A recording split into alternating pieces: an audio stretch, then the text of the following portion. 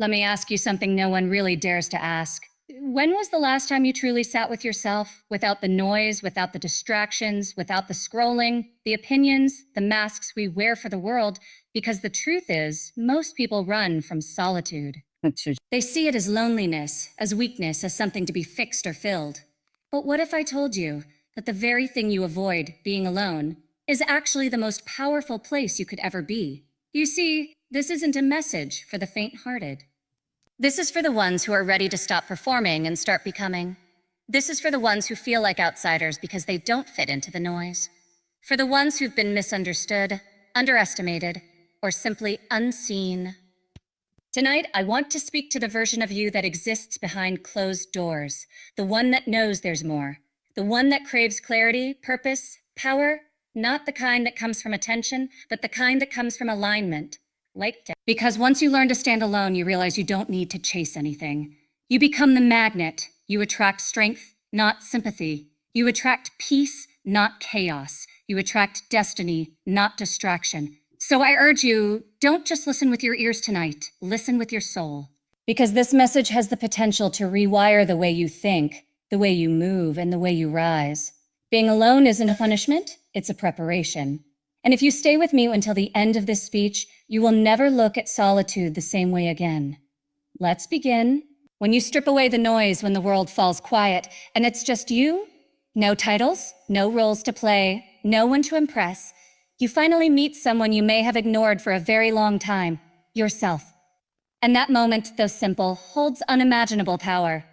Because knowing yourself, that's where all transformation begins. That's where real power is born. Most people never experience that moment. They keep themselves busy, distracted, constantly surrounded. But being surrounded isn't the same as being seen.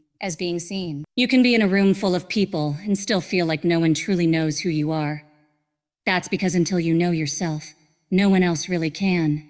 Solitude is where you begin to hear that inner voice that's been silenced by the chaos of the world. It's the space where clarity is born, where your values are uncovered, not borrowed from others, not shaped by what society expects, but formed from the raw truth of your own being. That truth is quiet at first. You have to be still enough to catch it. But once you do, it changes everything. When you begin to understand who you are without the applause, without the performance, something incredible happens. Your confidence stops being conditional. You stop bending yourself to fit into spaces that were never designed for your greatness. You stop needing to explain your worth because you start to carry it differently. There's a different energy to someone who walks into a room already knowing what they bring to the table, even if no one claps for them. That kind of quiet confidence can only come from solitude. Think about it. Every great leader, every visionary, every creator of substance has had a season where they pulled away. Not because they were weak, but because they were being refined. In the silence, their vision became sharper. Their convictions became unshakable. They weren't afraid of being alone because they understood that power doesn't scream. Power doesn't beg for attention. True power whispers and still carries weight. And here's the truth that many never talk about. When you finally meet yourself, you begin to realize how much of your life has been shaped by other people's expectations. You begin to see which decisions were yours and which were made out of fear, out of pressure, out of trying to belong. That awareness is painful, but it's also freeing because now you have a choice. Now you get to decide who you want to become, not who you've been told to be. Solitude teaches you that you are enough, not when you have the job or the relationship or the followers, but just as you are. It's not about perfection. It's about presence. It's about finally giving yourself permission to feel, to think, to exist without needing to shrink or prove anything. The world glorifies constant connection, but what if disconnection is where your real breakthrough is waiting? What if the greatest clarity of your life is hiding in that space you've been avoiding? You don't need to fear being alone. You need to fear never knowing who you are because you've never had the courage to be with yourself. I want you to understand something. Being alone doesn't mean you're lost. Sometimes it means you're finally on the right path.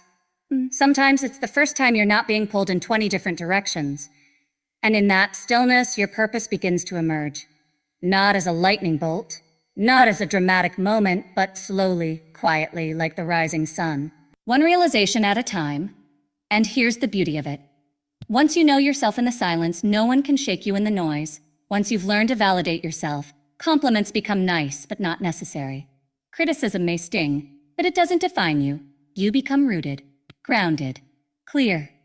Because the most powerful person in the room is never the loudest. It's the one who knows who they are, what they stand for, and where they're going, even if they walk alone to get there. And that's exactly where your power begins. There's something extraordinary that happens when you're forced to face life without distractions, without the noise, without the constant presence of others affirming your every move. When you're alone, not just physically, but emotionally, mentally, you're placed in a position where you have to choose. Will I fall apart or will I rise up from within? Most people don't realize this, but isolation is not where weakness grows. It's where strength is born. Real, unshakable, tested strength. When you're surrounded by people, it's easy to believe you're strong because you're supported. But the true measure of your power is who you are when no one is watching, no one is cheering, and no one is helping you push forward. That's the moment life introduces you to the parts of yourself you never knew existed. The part that keeps moving even when it's tired. The part that refuses to break even when everything around it is falling apart. A part that whispers a keep going when no one else is there to say it. We often confuse loneliness with isolation, but they're not the same. Loneliness is a feeling. Isolation is a season. And if you can endure that season, not just endure it, but embrace it, you begin to evolve. You develop inner tools that can't be taught in crowds. You build emotional muscles that no conversation can give you. Pain teaches you patience. Silence teaches you clarity. And solitude, it teaches you strength. People think strength comes from being loud, being seen, being celebrated. But some of the strongest people in the world are the ones who've had to battle their demons in silence. They're the ones who sat in dark rooms with heavy hearts and still chose to believe in the light. They're the ones who got knocked down but didn't wait for someone to lift them. They found a reason inside themselves to stand back up. Being alone strips you down. It removes the ego, the image, the applause. It leaves you with just you. And that's where the refining begins. You're not surrounded by distractions, so you can't hide from your weaknesses. But that's the beauty of it. You finally see what needs healing, what needs strengthening, what needs to be let go. That level of honesty with yourself, that's rare, and that's powerful. In those quiet moments, you're going to feel every emotion rise, doubt, fear, insecurity. Let them rise. Let them teach you. It's built when no one is watching, but you're still showing up anyway. Most people won't understand that kind of discipline. They'll wonder why you're so quiet, so focused, so unavailable to the chaos they call fun. But here's what they don't see. You're not avoiding life. You're designing a better one. You're not isolating yourself because you're lost. You're grounding yourself because you've finally found your direction. There's a sacredness to those quiet hours when you're alone and building something no one else can see. Whether it's a business, a skill, a mindset, or even just your peace. You are pouring energy into something that will outlast every trend, every opinion, every fleeting distraction. And that kind of energy only comes when you're willing to separate yourself from the noise long enough to create something meaningful. You also start realizing that discipline is not about perfection. It's about commitment. You're not going to get it right every single day. There will be moments of weakness, of doubt, of exhaustion. But solitude teaches you to keep going anyway, because there's no one else to carry the weight. And strangely, that burden becomes your blessing. Because in learning how to carry it alone, you become unshakable. And let's be honest, once you taste that level of discipline, once you start to see what you're capable of when you give your undivided energy to something that matters, you stop settling. You stop chasing distractions that used to entertain you. You start craving that next level, that next milestone.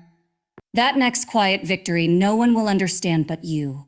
Eventually, you realize that being alone isn't lonely. It's liberating. You don't have to wait on anyone. You don't have to match someone else's pace. You set the tone. You lead your own path. And that kind of autonomy, that kind of power, it's addictive.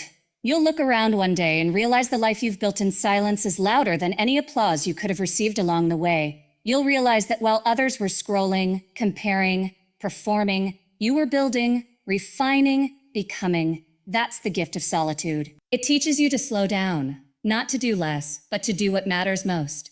It teaches you to work, not to prove something to the world, but to fulfill a promise you made to yourself. Because the real power is not just in being alone. It's in what you choose to do with that aloneness. There's something profound that happens when you stop seeking connection just for the sake of not being alone. When you've walked through the seasons of solitude, when you've faced yourself, built your strength in silence, and shaped your life with discipline, your energy begins to shift. You no longer need people, you choose them, and that distinction changes everything. See, most people enter relationships, friendships, and circles out of fear of being alone, of not being included, of being forgotten. But when you've spent time alone and discovered your own worth, that fear dissolves. You're no longer drawn to energy that distracts you. You start protecting your peace like your life depends on it, because it does. And from that place, your presence becomes more powerful, more selective, more meaningful. You're not chasing validation anymore. You're not looking to be seen. You've already seen yourself. You've acknowledged your value in the quiet moments when no one else clapped for you, when no one texted back, when no one showed up, and yet you showed up for yourself. That kind of self-recognition builds a frequency that repels anything half-hearted. You begin to sense when something isn't aligned. And you gracefully walk away, not out of bitterness, but out of self-respect.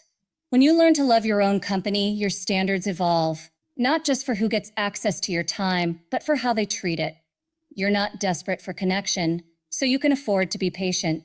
You can wait. And in that waiting, something magical happens. The right people start to find you. The kind of people who see your depth, who aren't intimidated by your strength, who don't try to dim your light just to make theirs shine brighter. And here's the truth no one tells you. People feel energy. People feel energy. They can sense when someone doesn't need them but genuinely values them. That energy is magnetic. It draws in connections that are rooted in respect, not codependency. In inspiration, not insecurity. In presence, not performance. That's why it's so important to go through that season of solitude first. It trains you. It refines you. It removes your cravings for cheap validation. You begin to crave depth. You begin to crave authenticity. You stop participating in conversations that don't nourish your growth. You stop entertaining connections that only drain your peace. You stop lowering your standards just to feel temporarily wanted. Because you've already given yourself the one thing no one else could, belonging. And here's what's even more beautiful. When you step into a room without needing attention, you become the most powerful person there. Because you're not operating out of lack. You're whole. And whole people walk differently. They speak differently. They don't compete. They collaborate. They don't seek approval. They walk in their own truth. They don't force doors open. They attract opportunities that align naturally. Being alone teaches you to live without emotional noise. And once you've experienced that peace, you no longer tolerate chaos disguised as love or friendship. You recognize it instantly. And instead of getting pulled in, you walk away calmly, quietly, confidently. You also begin to connect with people differently. You're more present. You're more intentional. You no longer expect people to complete you. You're already complete. So every relationship you build becomes an extension of your wholeness, not a bandage for your wounds. You create spaces where growth is mutual, where truth is welcomed, where silence isn't awkward, it's sacred. And maybe the most beautiful part of it all is that you begin to feel proud of the journey. Not everyone had the courage to be alone. Not everyone had the strength to face themselves in silence, but you did. And now you carry that strength with you in every conversation, every decision, every boundary. You're not hard, you're clear. You're not cold, you're healed. You're not distant, you're intentional. So if you find yourself in a season where it feels like you're walking alone, let me remind you, it's not a detour, it's a gift. Because what's waiting for you on the other side of that solitude isn't loneliness, it's alignment, it's clarity. It's the kind of connection that doesn't come from needing others, but from becoming someone who draws the right people in without ever having to chase. And that, right there, is the power of being alone.